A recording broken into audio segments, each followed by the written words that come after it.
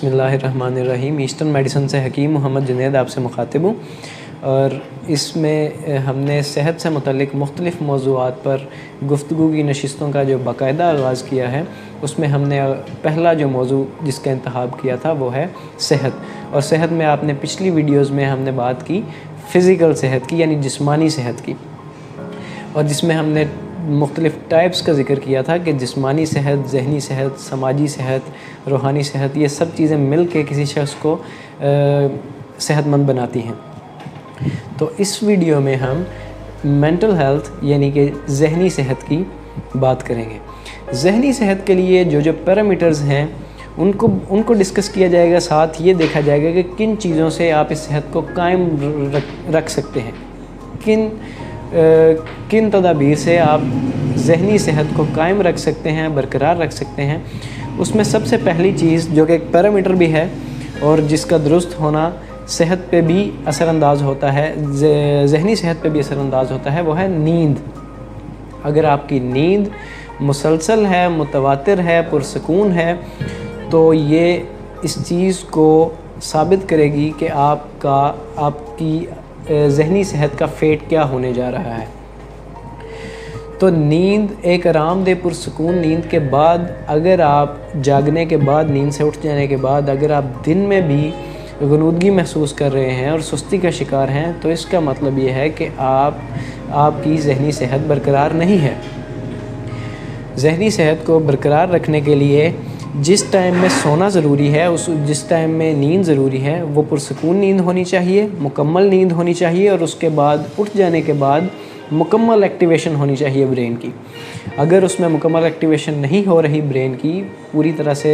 जहन चाको चौबंद नहीं है, तो फिर भी इसमें इस बात के इम्कानात हैं कि आपकी ज़हनी सेहत मुतासिर है,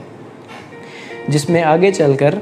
ये बहुत से दीगर अमराज, ज़हनी अमराज का बायस बन सकती है, जिसमें स्ट्रेस, ज़हनी तनाव, डिप्रेशन, मायूसी और एंजाइटी, ये इन चीज़ों की शक्ल में सामने आ सकती है। तो ज़हनी सेहत को बरकरार रखने के लिए मुकम्मल नींद और जागने के बाद मुकम्मल एक्टिवेशन जहन की, और उससे ज़हनी मुशक्क़त लेने वाले काम, जैसा कि कुछ गेम्स ऐसी जिससे जहन में जो लोग ज़हनी काम करते हैं उनकी तो काफ़ी ज़हनी मुशक्क़त हो जाती है, जैसा कि कोई अगर बैंक में काम कर रहा है, या मैथमेटिशियन है, या कुछ ऐसे लोग, या आर्किटेक्ट है, या कोई भी ऑफिस वर्क करने वाला शख्स, उसकी ज़हनी मुशक्क़त काफ़ी हो जाती है। तो उसे ज़हनी सुकून पे ज़्यादा फोकस करना चाहिए कि वो किस हद तक नींद ले और किस हद तक जहन को वैसे दिन में कुछ ब्रेक्स दे, सुकून की हालत में जाए, ताकि उसकी ज़हनी सेहत बरकरार रहे। अगर कोई शख्स जिस्मानी मुशक्क़त करने वाला है, तो वो ज़हनी सेहत को बरकरार रखने के लिए, जहन के लिए मुख्तलिफ़ मशक़ें कर सकता है। कोई ऐसी गेम का खेलना जिसमें जहन का बहुत ज़्यादा रोल प्ले होता हो। इसके साथ साथ आप कुछ डाइट्स की बात कर लेते हैं, कुछ डाइट की बात कर लेते हैं जो ज़हनी सेहत को बरकरार रखने के लिए ज़रूरी है, जिसमें टॉप ऑफ़ द लिस्ट हमारे ड्राई फ्रूट्स आ जाते हैं, जिनमें अखरोट, बादाम का इस्तेमाल है। लेकिन इसमें ये चीज़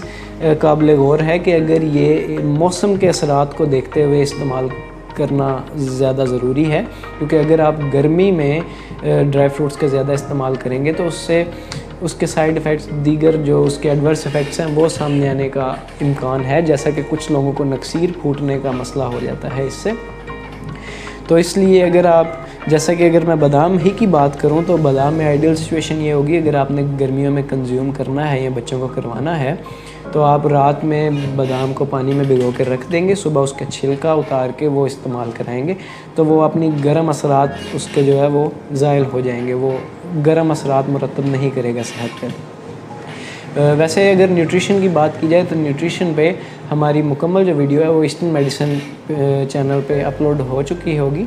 वो आप जाके वहाँ से यूट्यूब से देख सकते हैं। इसमें हम, क्योंकि हमारा वो टॉपिक नहीं है कि हम न्यूट्रिशन पे जाएं,